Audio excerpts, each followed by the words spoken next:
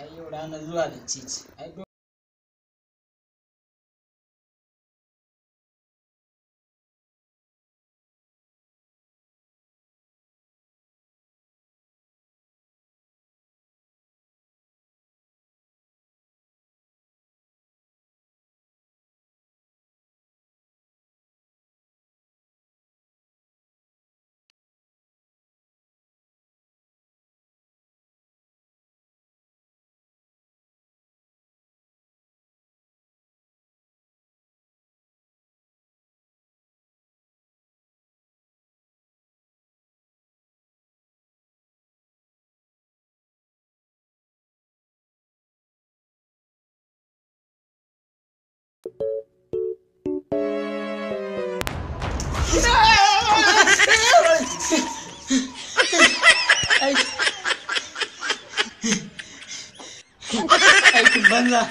aikin banza da kake a guri